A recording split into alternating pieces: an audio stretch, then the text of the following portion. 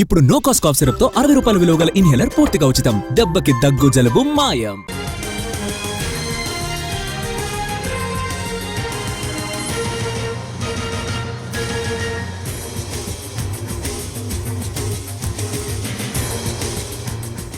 కరూర్ తొక్కిసలాటపై సిట్ దర్యాప్తునకు మద్రాస్ హైకోర్టు ఆదేశించింది.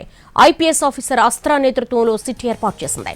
టీవీకే నేతలకు ముందస్తు బెయిల్ ఇవ్వడానికి నిరాకరించిన హైకోర్టు జడ్జి టీవీకే పార్టీ నిర్వాహకులపై ఆగ్రహం వ్యక్తం చేశారు. 41 మంది చనిపోతే కోర్టు కళ్లు మూసుకోదన్నారు. ఈవెంట్ నిర్వాహకులపై సానుభూతిని ఎందుకు చూపాలన్నారు. అంతమంది చనిపోతే విజయ్ కనీసం సానుభూతి కూడా వ్యక్తం చేయలేదని, ఇది ఆయన మానసిక స్థితి ఎలా ఉందో అర్థమవుతోందని చెప్పారు. విజయ్కు నాయకత్వ లక్షణాలు లేవని, ఉండుంటే ఘటనా ప్రదేశం నుంచి వెళ్లిపోయేవారు కాదన్నారు జడ్జి.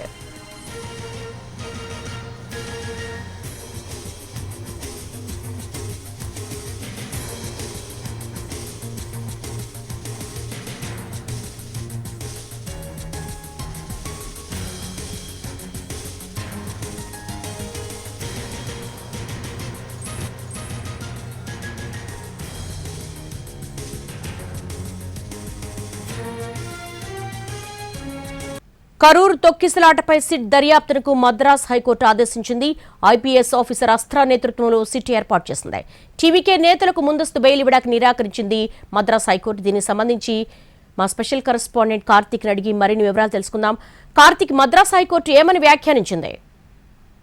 ఎస్ రైట్ దేవి, ఏదైతే కరూర్ తొక్కిసలాటకు సంబంధించి 41 మంది మృతి చెందారు.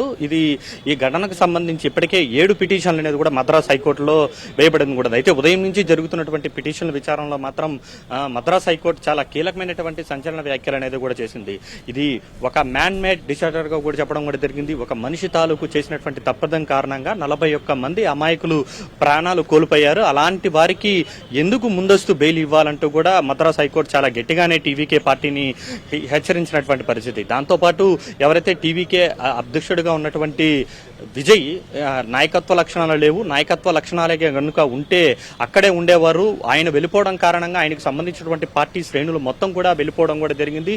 దీంతో కనీసం బాధ్యత ఉండాల్సినటువంటి పరిస్థితి ఉంటుంది కదా. ఇప్పటికే కూడా పార్టీ కోసం ఎవరైతే కార్యకర్తలు వచ్చారో వారందరికీ కూడా కనీస సౌకర్యాలను కల్పించాలి. తాగునీరు కావచ్చు, పార్కింగ్ సౌకర్యం కావచ్చు, అంబులెన్స్లు కావచ్చు, ఇవన్నీ కూడా ముందస్తుగా చూడాల్సినటువంటి బాధ్యత లేకుండా నిర్లక్ష్యంగా వ్యవహరించడం కారణంగానే 41 మంది ప్రాణాలు కోల్పోయారు. ఇప్పుడు మీరు వచ్చి నా మీద దయ చూపాలి అంటే మాత్రం అలాంటి పరిస్థితి ఉండదంటూ కూడా చెప్పడం కూడా జరిగింది. ఇంకా చెప్పాలంటే కోర్టుకు ఇలాంటి విషయాల్లో చాలా సీరియస్ గా పనిచేయాలి. కోర్టు ఉన్నది అందరికీ సమన్యాయం చేయడానికి, కోర్టు కళ్ళు మూసుకోకూడదు.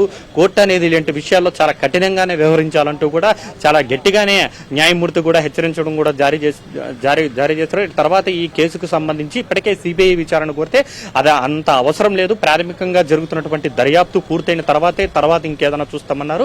ప్రస్తుతానికి ఐపీఎస్ అధికారిగా ఉన్నటువంటి ఒక స్పెషల్ ఆఫీసర్ తో ఒక సిట్ బృందాన్ని ఏర్పాటు చేయాలి. పూర్తి స్థాయిలో ఈ యొక్క కరూర్ తొక్కిసలాటకు సంబంధించి 41 మంది మృతికి సంబంధించి దర్యాప్తు చేసి ఆ నివేదికను త్వరగతిన అందించాలంటూ కూడా ప్రభుత్వానికి కూడా ఆదేశాలు జారీ చేసినటువంటి పరిస్థితి. అయితే ఈ 7 పిటిషన్లకు సంబంధించి ముఖ్యంగా ఈ బెయిల్ పిటిషన్ విషయంలో మాత్రం హైకోర్టు మరింత ఘాటుగానే టీవీకే పార్టీ పైన, టీవీకే అధినేత పైన కూడా విమర్శలు వర్షం అనేది కూడా కురిపించినటువంటి పరిస్థితి. సాక్షాత్తు న్యాయమూర్తి నాయకత్వ లక్షణాలు ఎలా ఉండాలి, ఒకవేళ ఉంటే మాత్రం ఇలా ప్రవర్తించే వారు కాదు. కనీసం వారికి ఇంత జరిగితే అక్కడే ఉండి వారికి ఒక తోడ్పాటుగా ఉండాల్సినటువంటి వ్యక్తి తిరిగి వెళ్ళిపోవడంపై మాత్రం అసహనాన్ని వ్యక్తం చేస్తూ కూడా న్యాయమూర్తి మాట్లాడడం కూడా జరిగింది. ఇలాంటి పరిస్థితుల్లో ఇద్దరికీ కూడా ముందస్తు బెయిల్ అనేది నిరాకరించినటువంటి పరిస్థితి. అయితే ఇప్పటికే కూడా టీవీకే అధ్యక్షుడిగా ఉన్నటువంటి విజయ్ మీద ఇప్పటి వరకు కూడా కేసు అనేది కూడా నమోదు చేయలేదు. ఎందుకు నమోదు చేయలేదు అంటూ కూడా కోర్టు ప్రశ్నించినటువంటి పరిస్థితి. వీటన్నిటికీ సంబంధించి ప్రభుత్వం కూడా పూర్తి స్థాయి విచారణ జరుగుతుంది. ప్రాథమికంగా ఇప్పటికే ఏకసభ్య కమిషన్ నేపథ్యంలో అరుణ శశిగణేశన్ సంబంధించి ఒక న్యాయ కమిషన్ కూడా విచారణ జరుపుతోంది. త్వరలోనే దానికి సంబంధించి ఒక రిపోర్ట్ కూడా అందిస్తామంటూ కూడా చెప్పడం కూడా జరిగింది. Devi. All right Karthik, thanks for the live updates.